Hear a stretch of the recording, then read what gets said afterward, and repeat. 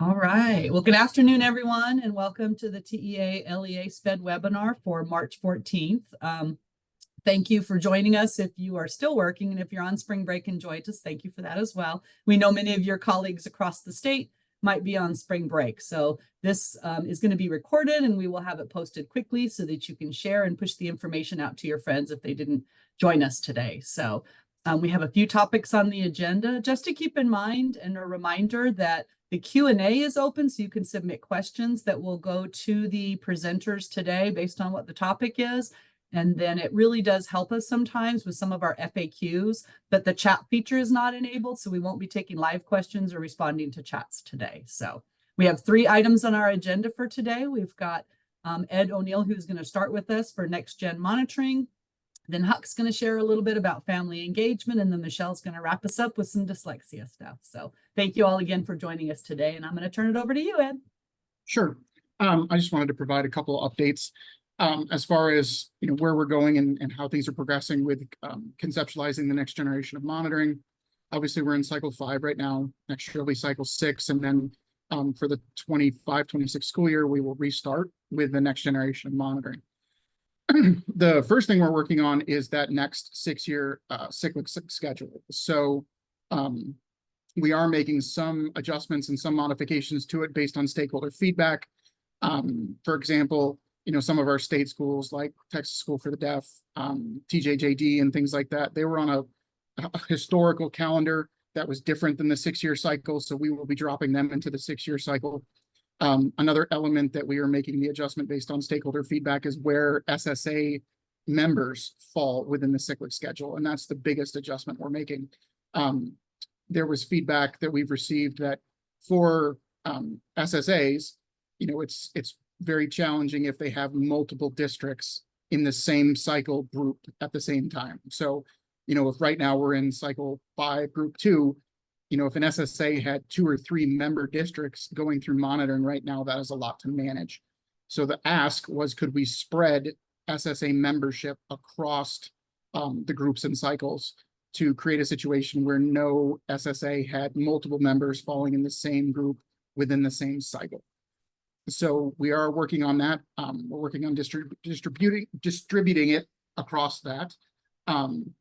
And then the only other change that may come from that is just balancing to ensure that, by doing that, we don't have like heavy groups or light groups, things like that. So in general, our goal is to make minimal changes to the existing 6-year schedule and just kind of have it carry over.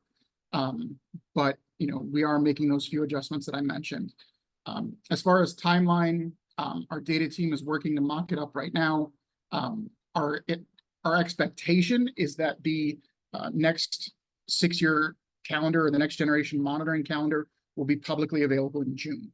So, we'll take it through a variety of reviews internally. We'll have, ESCs weigh in on it to make sure that we're not missing anything. As far as, the SSAs, we're using their fiscal reporting to TEA to determine who the members are.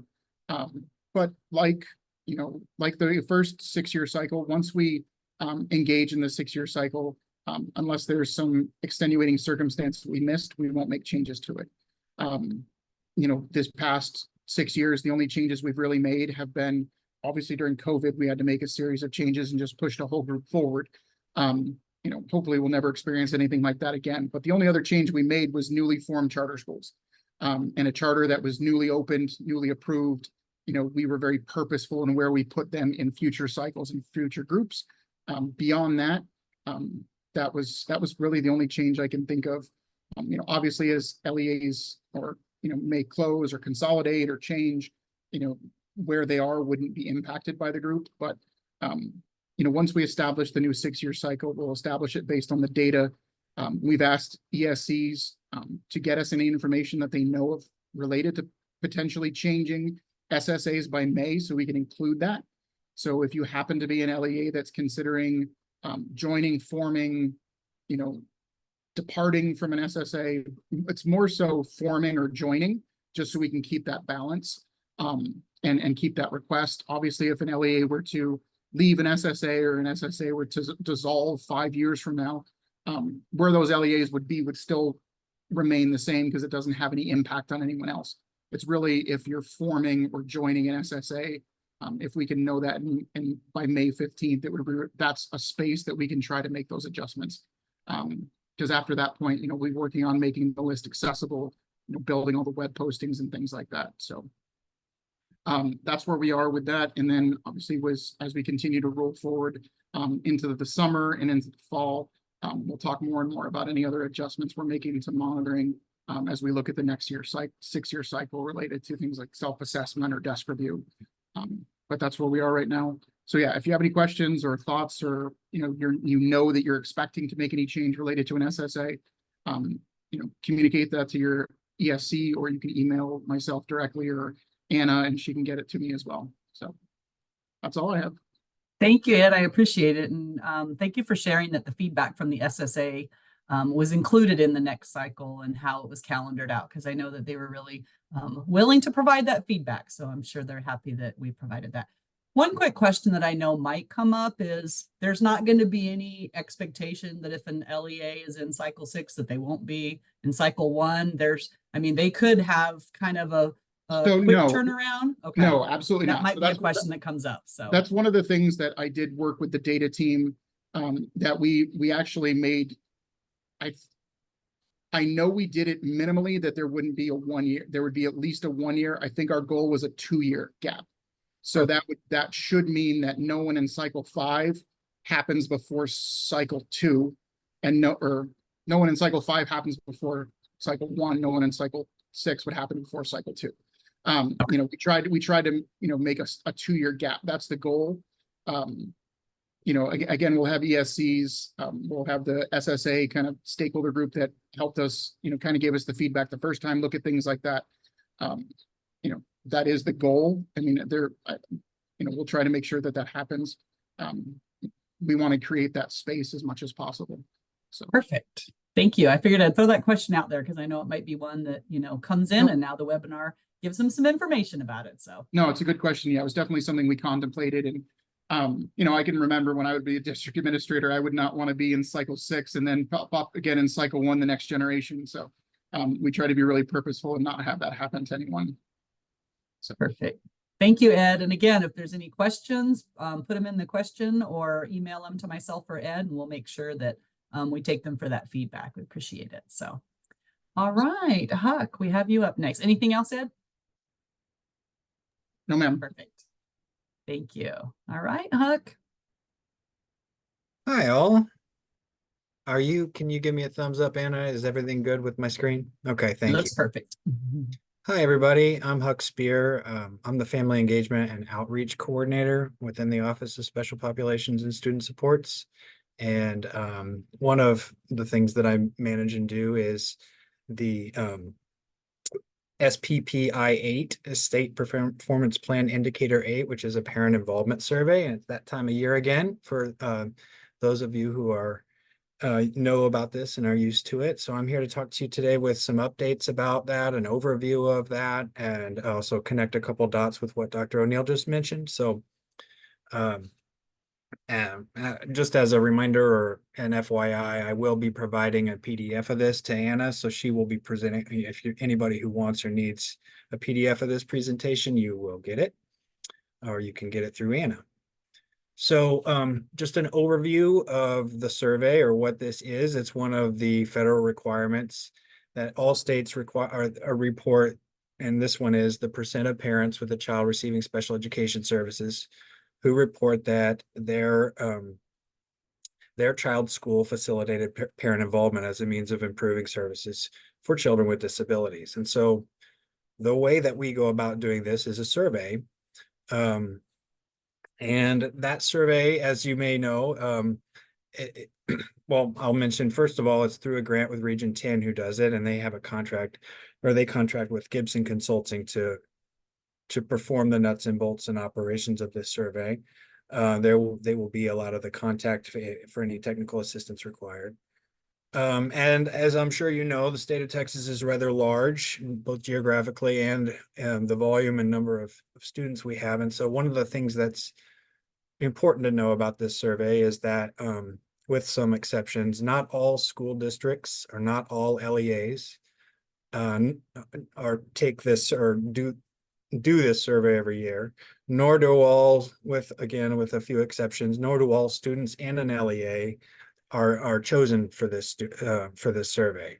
And so it is a randomized sample of students that are selected to represent the whole of Texas. And so in so doing, there are some things to share about that. And that's what I'll cover. But before that, I will mention just a little overview of here's how last year's surveys data looks. And last year, there were 411 LEAs who participated in the survey. Again, the response rate was down slightly, 0.5%. The graph shows there are 23 LEAs with 0 responses. These would be, LEAs that didn't get any data. And so one of our big points in our presentation today is simply to encourage as best we can to increase the response rate as best we can, so that not only do we meet the federal requirement, but more importantly, that we get data that helps us and helps LEAs improve in this important area and in this metric. And so who participates each year? And here's where we're going to connect some dots with Dr. O'Neill. Like I said, with some exceptions. So those exceptions are for very, very large districts, meaning districts with an average daily membership of 50,000 students or more. I think there are 16 of those in the state of Texas. Those districts take the survey every single year per OSEP requirement.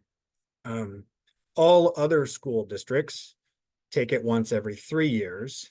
And the order in which they take it follows the DMS 6-year monitoring cycle. So cycle 1 and cycle 4 go together, and 2 and 5 and 3 and 6 go together. So each pair ends up being once every 3 years.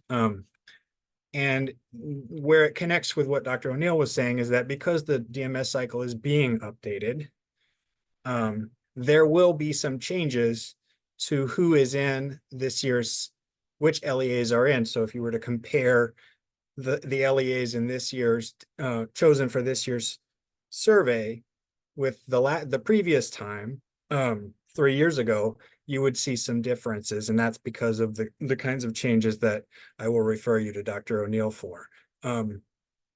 The survey cycle follows the DMS cycle, but because the DMS cycle is being updated, we've done our best, and like Dr. O'Neill said, that the data team has done their best to predict those changes and get that list out there for this year so that it matches this year. However, and that's what this slide is showing, it is not guaranteed because, like Dr. O'Neill said, there's still stakeholder feedback to be had, and the goal will be, he said, I believe in June would be the final decision on the lists for the DMS cycle. So just sort of want to give a caveat that just because a district is in this year's survey cycle does not necessarily guarantee they're also in cycle 1.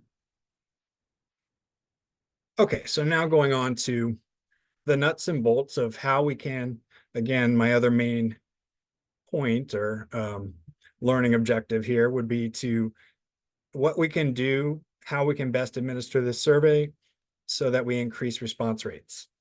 And a whole suite of, I'll go to the bottom boxes first here, but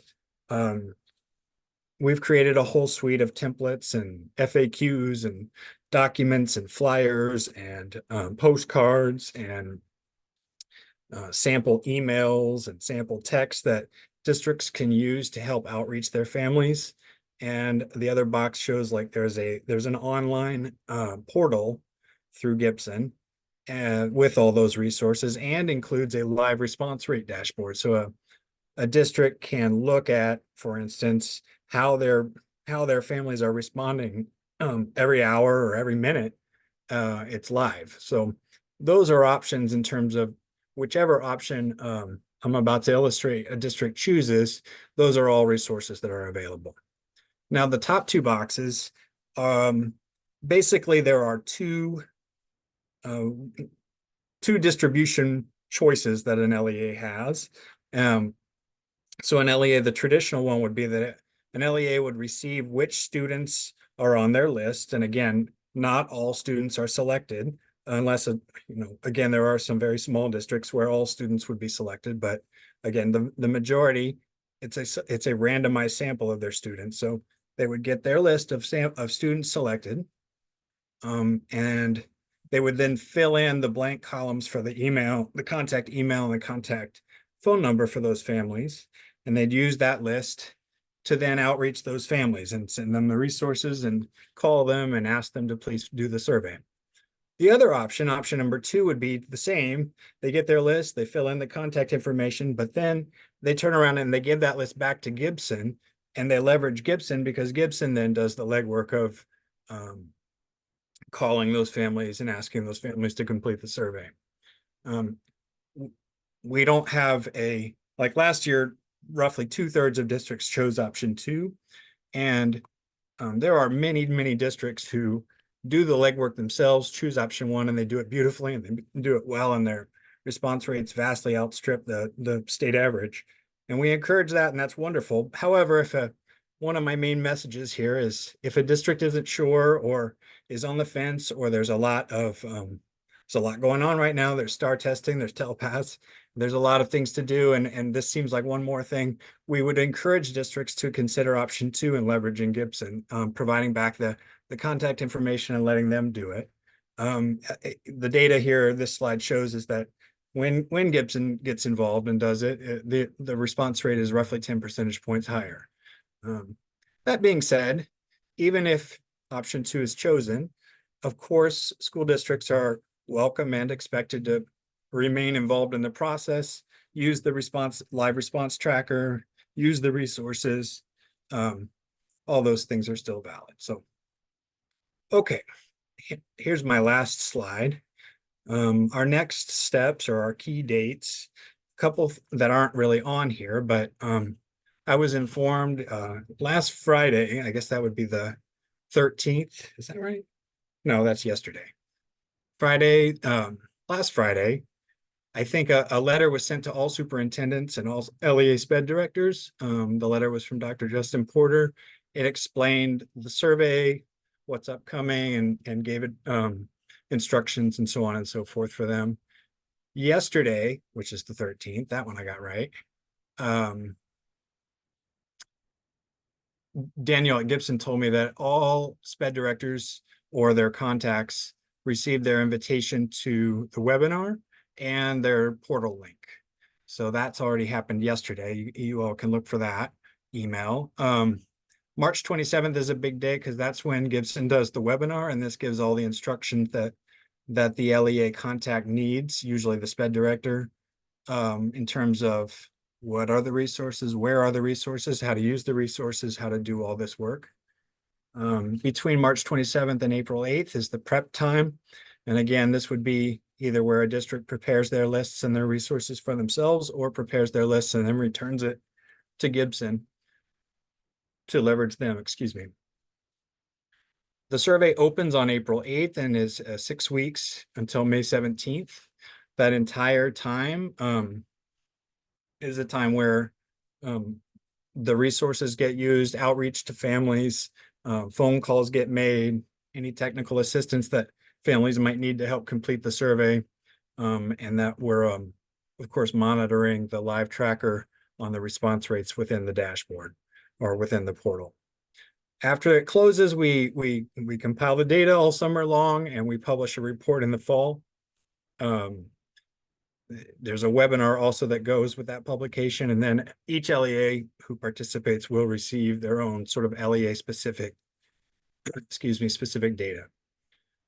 So that's the end of, that's sort of the overview of our next steps within that. And I hope this is helpful. Again, you can put any questions or anything that I can, help with in the Q&A, and Anna will get that to me. And so that's my presentation. Thank you. Thank you, Huck. I appreciate it. Good information. I love the statistics on, the response rate and things of that nature. So Awesome. Michelle, thank you for joining us and wrapping us up today with any dyslexia updates.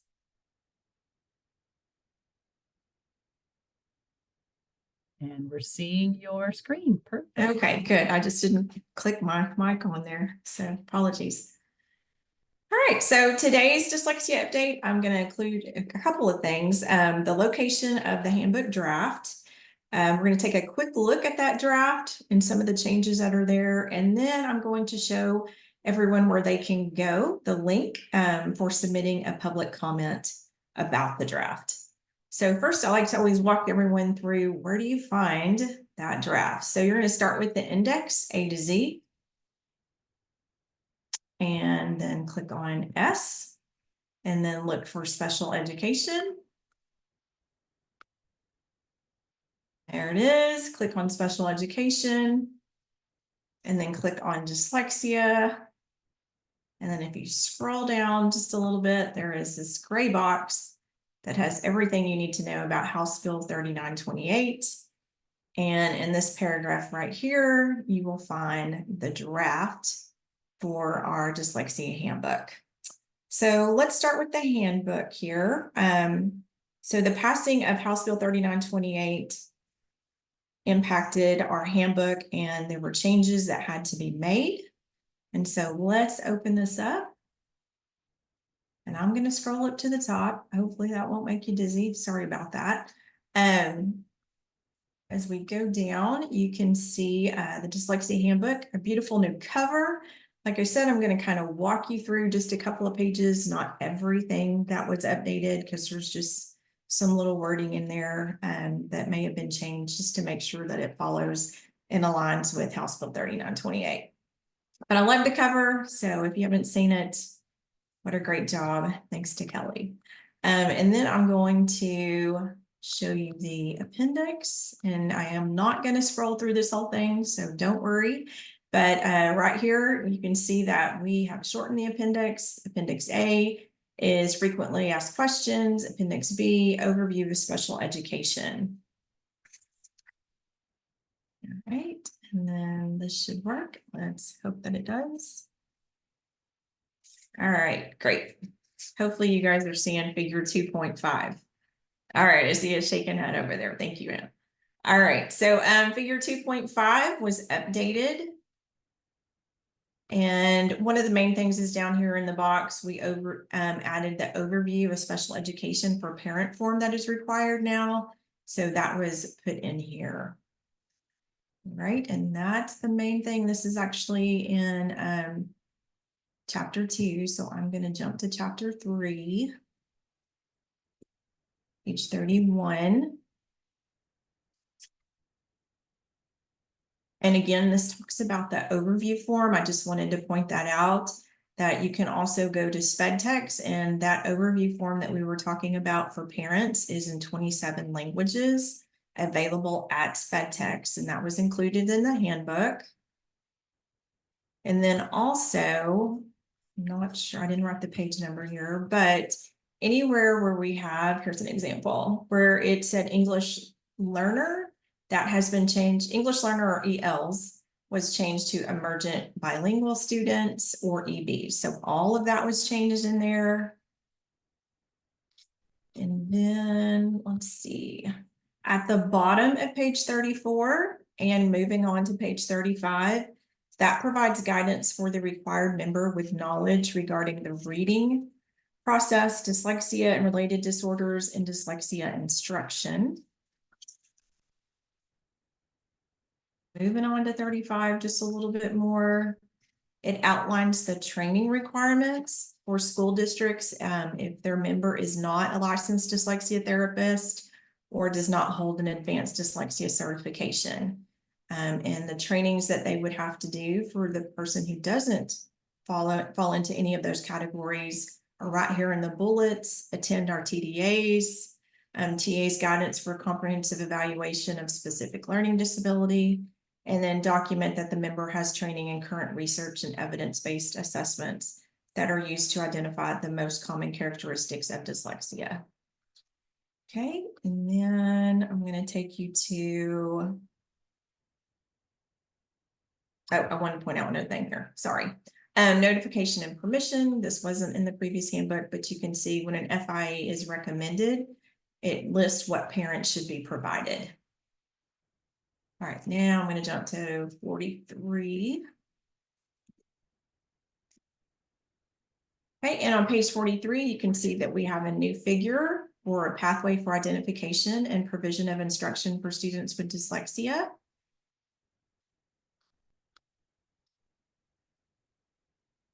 And we're going to jump to 46. Oops, okay.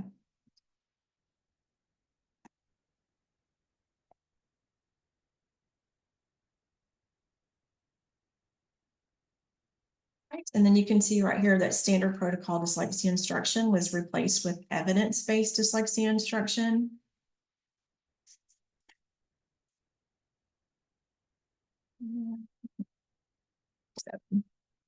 Here. And then just the reminder, this has been in our HB 30, golly, my brain just went. It's been in our FAQ 3928.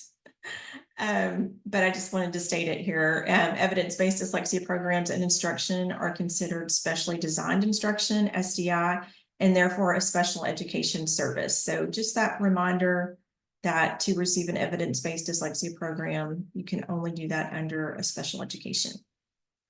All right, and let's, I'm going to take you to 78. And this is the appendix.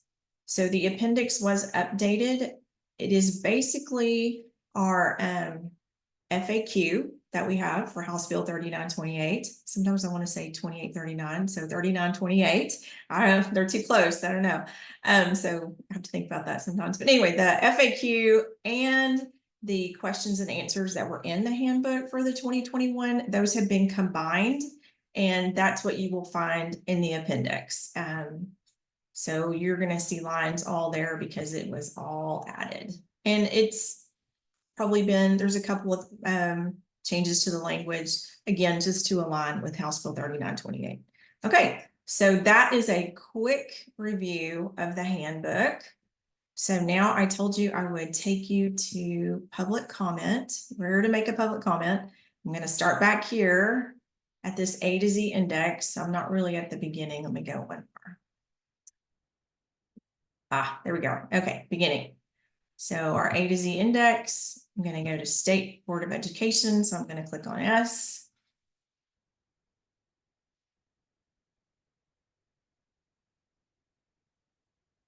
I don't like where to go.